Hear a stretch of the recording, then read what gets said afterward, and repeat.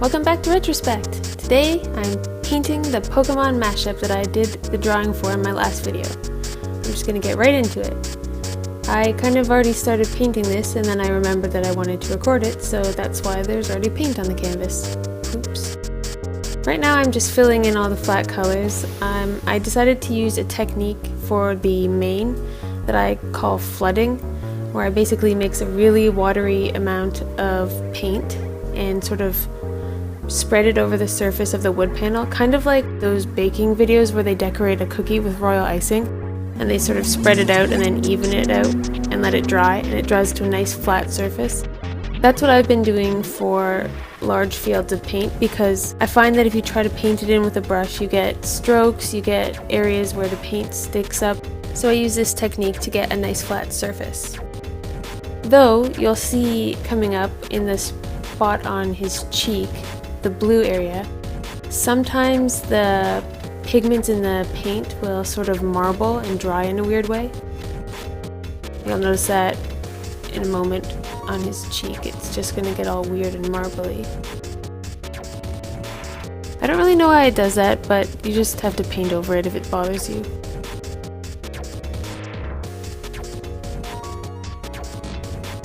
So now I'm going in and doing the detail work.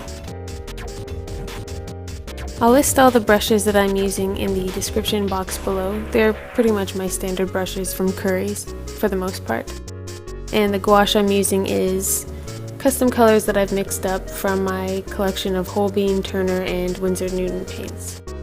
I'm using a brush from Treco, which I did not show in my How I Started Painting video. These brushes are available from their website, which I will also link below, and I really like these ones for doing fine lines and details because the bristles of the brush are a little longer, so it's good for getting really curvy lines.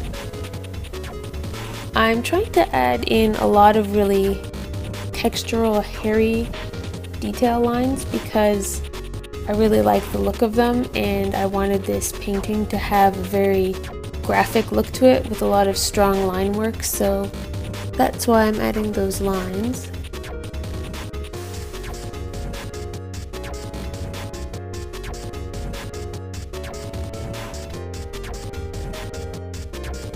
I'm switching it up from my usual habit of outlining everything in black, and I'm going for darker versions of most of the adjacent colors to which I'm outlining. So for the blues, I'm obviously using sort of a dark teal, and for the mane, I'm using a dark brown. I'm also kind of going off of the pixel asset because that was not outlined in black either. It was sort of outlined with darker colors to give emphasis, but not black. And you'll see here that I'm doing a lot more of that textural hair line work. This is a really fun part to do. I liked all these curvy lines because you can basically just sort of throw them anywhere and they look good.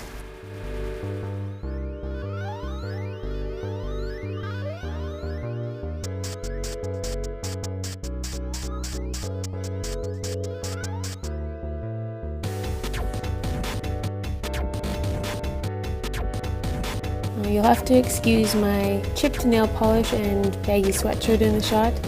I haven't quite figured out, and of course my laptop, haven't quite figured out the best way to shoot these painting progress videos. But it's also difficult when you're painting on a square canvas because your camera's field of view is rectangular and it's hard to get just the square in the shot. So maybe I should start painting on rectangles. So here I am just going over the outline of the horn, the front piece of his face, whatever that thing is, the three-pronged horn, whatever, because the lines weren't standing out enough, so I decided to add in a bit of dark blue, navy blue to my teal to give it more depth, to make it contrast more. And you might be wondering why there's a postcard for Stonehenge on my painting as well. That's just to keep the painting protected from my hand, because oftentimes heat from your palm of your hand will cause paint to smudge, or if there's any pencil marks on it, that can smudge too and get dirt on lighter colors of paint, so it's just easier to have something to cover it. The only black that I did use on this was for the pupils of the eyes and a little bit in the mouth, you'll see later. but for the most part I stuck to my rule of using non-black colors. It's probably because I paint so much comic book inspired stuff that I'm just in love with using black outlines. But there is a lot to be said for using different colors as outlines.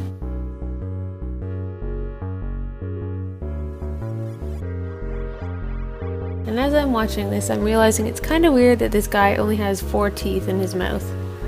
But hey, what can you do?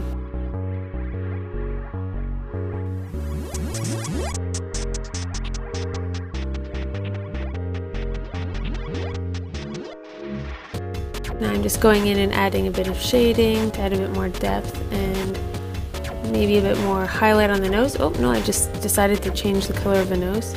That'll happen. I was worried he would look kind of like Rudolph, but I think it seems to work. Doesn't look so bad.